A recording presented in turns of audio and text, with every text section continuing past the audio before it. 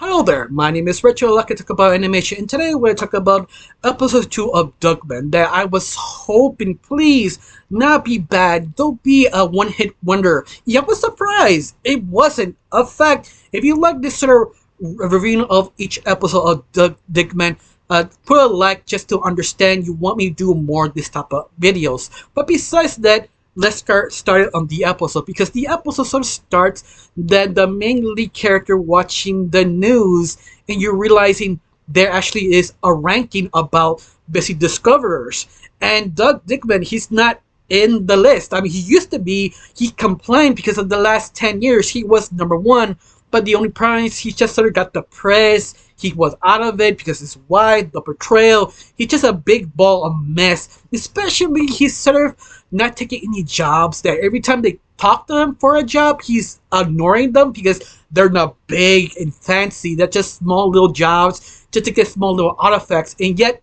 he doesn't want to do anything.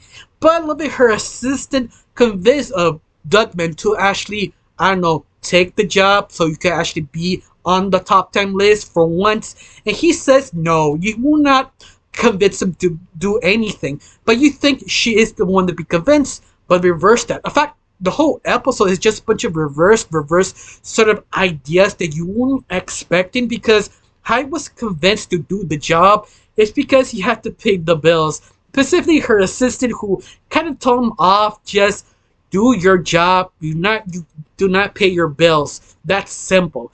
Yeah, I love it that, yeah, okay, I guess, let's do it. But I love it how he sort of hates it. He doesn't want to do this job, especially the paper mache confetti, the history of it, and find the last piece to complete the collection, and he just ignores it. But you find out later on this sort of grand reveal twist. This actually is, this paper mache has a sort of a clue for this bigger mystery, this magical knife that can grab it. You became possessed to kill your boss, usually used by Caesar. Now was sort of hidden and forgotten in the past. Now he has the clue to actually find this magical knife and actually get in the list. But I love it. They took the idea in Indiana Jones 3, the one they had to go in Italy, trying to hide, trying to run away with this other organization. But I love that they took another character, a completely different franchise of the National Treasure. You still, like, I love that they used the main lead as Nicolas Cage of that franchise. And now they took their father, but instead of giving him the father, he became sort of the wise elder teacher of Digman. But I love it how clumsy an old man he really is. It's sort of hilarious. You also have the bleep part of the assistant of Doug Digman falling in love with the strange person who works with his teacher. They're connecting, they're falling in love. And for now, it's sort of a lie, betrayal to just give her the knife. Once again, it feels sort of cliche, but the little things they do with it, it just kind of throws you off. Like, you expect this guy to be handsome, gorgeous, especially in Italy, because there's sort of like an animation trope to make someone far away land super gorgeous, especially in Italy. Every time they go to Italy, the guys or women, whoever they're trying to put the story with, usually is gorgeous. No, this guy is just horrendous. Not horrendous. Well, horrendous, yes. Like, he was not a good-looking guy. He's sort of a nerd, but I love it that that's why he's so sex appeal, because the assistant like nerds. You know, a lot of them bonded because there are nerds, and that's feels so refreshing and kind of funny. But I love it even more. You find out the main villain of this episode is sort of, once again, the organization of the third movie of Indiana Jones trying to stop the knife. But we don't know why, the reasons why. But I love it. He just like being there. He likes being evil, but not like evil. Almost like he just want to have fun. Especially make fun of his name because his name's sort of Caesar or Salad. But he likes just talking about, just tell me a joke. I really like that. Yeah, I wasn't expecting. He just a sort of very giddy, open, not really threatening. I mean, he is threatening, but sort of kind of guy you're not sure how to read, but at the same time, he's just so hilarious and unexpected. Especially, he's not like a ripoff, like the Joker. He's just his own thing. He's like a chill kind of guy. But I love that he does point out sort of cliches of this sort of parody, but he not doesn't point in that. He just sort of makes a joke of the cliche, and I just enjoy that. It feels just so refreshing, especially all through the episode. Digman has this problem to trusting his assistant because it keeps reminding Aunt Zane, the one who portrayed him, and yet he's trying to trust her. If he doesn't trust her, he has sort of like a flashback for any little weird thing. Just pass me a pencil, or you can trust me, or pass me a cake. What do you think about this?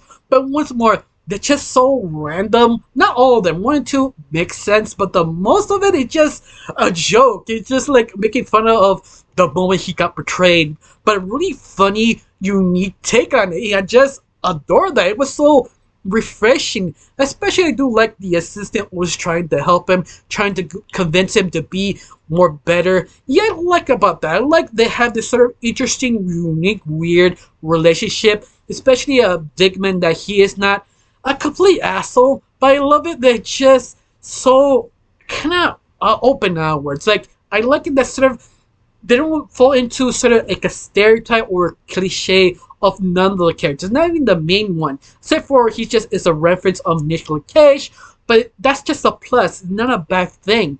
Of course, I do enjoy they find out what happens in the knife, trying to get it on top, trying to figure out what to do with this magic knife. He's to return it to the museum so he can get a ranking. At the very end, he decided to throw it away because it's just too dangerous.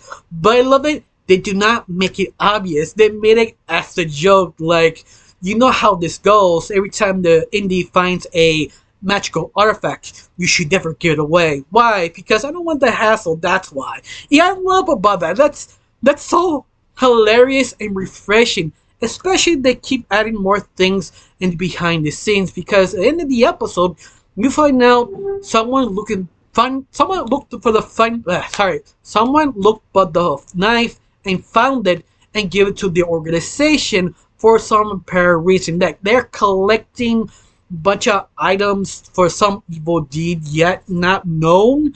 But once again, it just grabs me. I like all the characters. I like even the sort of the old teacher that Doug Digman knows who this guy is. It's his teacher, but he's just a rip-off of the Natural Treasure father of that two-part movie. That just sort of surprised they took that character too. You take the main lead and his father and reverse engineer for this show. It was sort of surprising. It was so likable, interesting.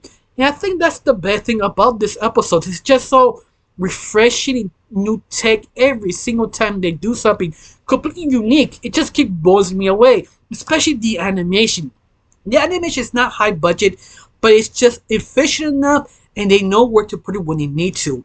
And that was great. I like the evil villain of this episode. I like the motivation, even they twisted turned some ideas.